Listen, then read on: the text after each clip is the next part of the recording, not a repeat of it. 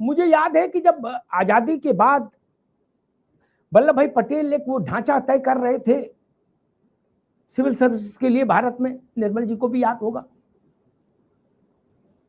तो उन्होंने कुछ जरूरत से ज्यादा उत्साह दिखा दिया वल्लभ भाई पटेल ने। क्या उनसे कहा गया था कि इन्हें लकड़ी का कवच दे देना, उनने स्टील का दे दिया। क्या बोले, लला एक बार सिविल सर्वेंट हो जाओ, उसके बाद मूंछों में चमेली तेल लगा घूमना, कोई माई का लाल तुम्हारा वाल वाका नहीं कर सकता।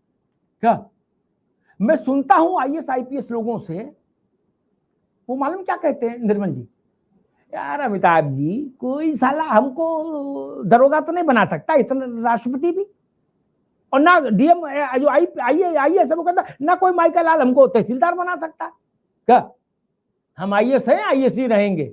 ये भाव उनको अनियंत्रित नहीं कर देता धर्मेंद्र जी?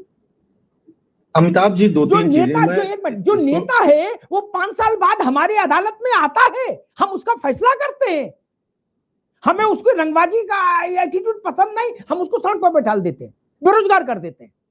लेकिन बंजर भूमि विकास सचिव से नाराज होगा तो वो गृह सचिव हो जाएगा, गृह सचिव से सरकार नाराज होगी तो वो शिक्षा में चला जाएगा, वही मकान, वही गाड़ी घोड़ा, वही रंगबाजी। धर्मेंद्र जी?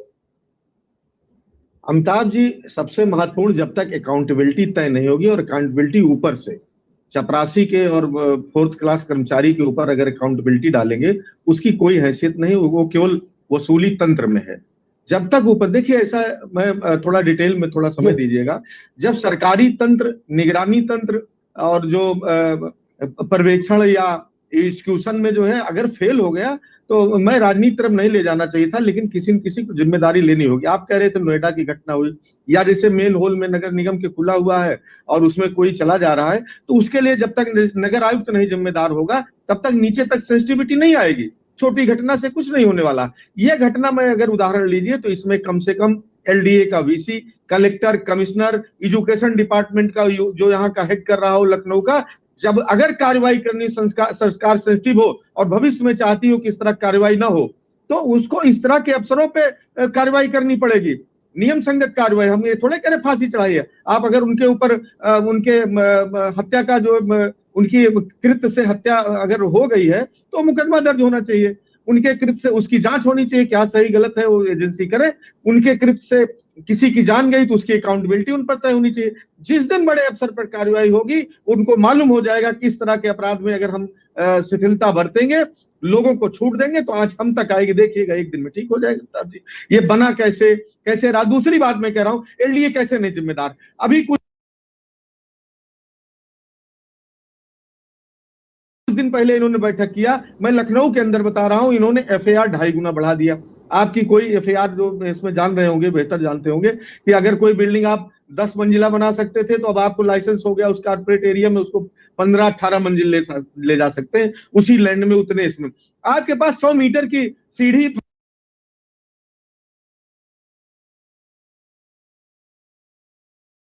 फायर डिपार्टमेंट के पास नहीं है, आप 150 मीटर की मंजिल, 150 मीटर ऊंची बिल्डिंग कैसे पास कर सकते हैं साहब?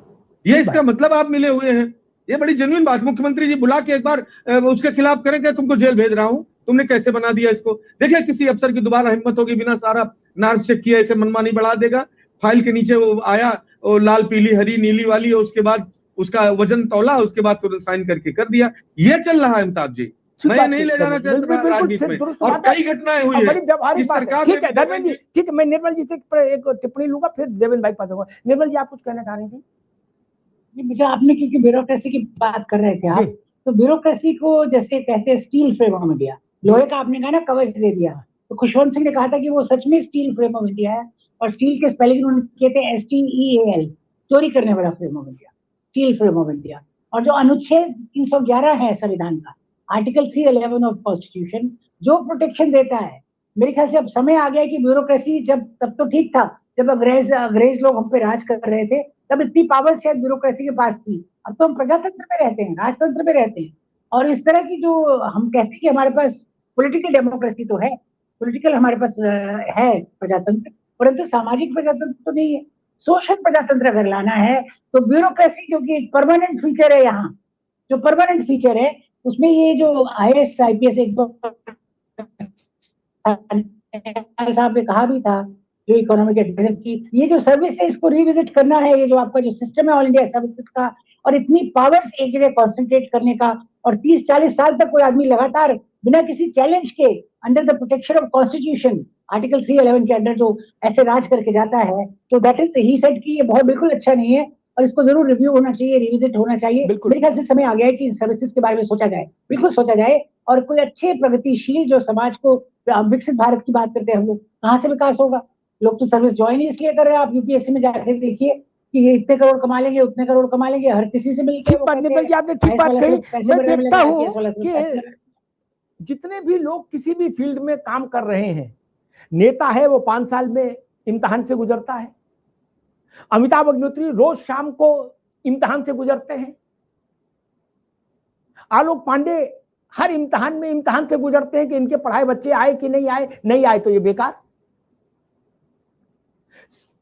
व्यापारी इम्तिहान से गुजरता है कि उसका कारोबार ठीक चल रहा है कि नहीं। सिर्फ एकमात्र आईएएस आईपीएस है, एक बार हो गया उसके बाद चमेली के तेल से चंपी कराओ और मौज लो। क्या सरकार आपके बहुत में खिलाफ हो जाएगी तो क्या उखाड़ लेगी?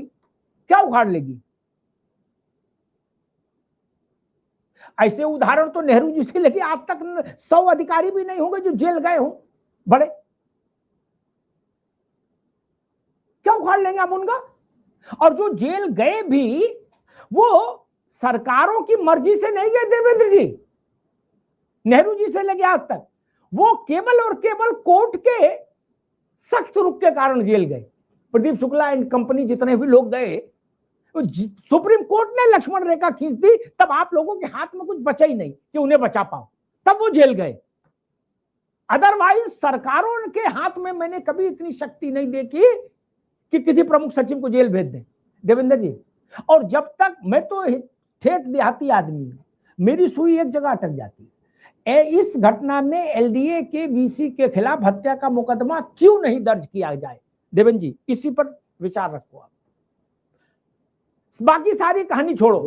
बीसी, एलडीए और डिस्ट्रिक्ट मजिस्ट्रेट लखनऊ, इन दोनों के खिलाफ हत्या का मुकदमा क्यों नहीं लिखा जाए? मैं आपकी बात से बिल्कुल सहमत हूँ सर। अगर इतनी बड़ी घटना में किसी का भी नाम आ जाए, मैं जब मेरी बात बीच में कट भी गई थी, एक भाई वो नेताओं के और उनकी जो बात है वो कोई भी बना ले, घेर ले, तो किसी का भी हो, जब पारदर्शिता है तो फिर उसमें सबका होना चाहिए, मुकदमा होना चाहिए। लेकिन सर एक चीज और भी है इसमें, कभी कभार जो है ना, एक व्यक्ति जब लड़ाई लड़ रहा होता है उसको साथ मिलना जरूरी होता है। कई बार ये माननीय मुख्यमंत्री जी ने साबित किया है कि उनके जो कार्य हैं करने के, वो चाहे आप जो है ब्यूरोक्रेसी के लिए भी कह लो, पूरी दुनिया जानती है नौकरशाह की पूरी दुनिया में क्या हालत है। भारत की बात छोड़िए, नौकरशाह सबका ही ऐसा है, हमारी बात छोड़ो, उनके हाथ में बहुत कुछ होता है।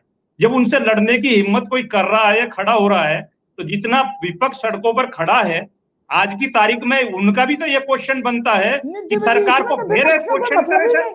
इसमें तो विपक्ष को कोई मतलब ही नहीं, जो घटना घटी है उसमें इसमें विपक्ष का काम यह है, अगर वहां कल बुलडोज जाकर हमने रोड तोड़ने शुरू कर दिए, चौड़ीकरण करा, ध्वस्तीकरण करा, तो सड़कों पर आ जाएंगे। आज डीएम के खिलाफ, एसपी के खिलाफ जहां जहां जरूरत है वहां भी आकर खड़े होइए आप। अगर सरकार बचा रही है तो आप सीधे कोर्ट जाइए, और लॉ पर भारत के पर विश्वास है ना आपको, सरकार वहां बचाती है तो जनता के बीच ये पारदर्शिता रहनी चाहिए। नहीं बना, इतनी गंभीर विषय को नहीं राजनीति नहीं बना रहा, राजनीतिक मैं राजनीति नहीं बनाना चाह रहा था, लेकिन आपकी भाषा बता अगर लखनऊ में ध्वस्तीकरण शुरू होता है, अगर मनोदय चीजें तोड़ी जाती है, सारी जिम्मेदारी सड़कों पर आओगे, आप निश्चित खड़े हो जाओगे। अगर लखनऊ के अंदर 15 बच्चे चले गए, इतने परिवार मिलाकर, इसकी सारी जिम्मेदारी राज्य सरकार की है।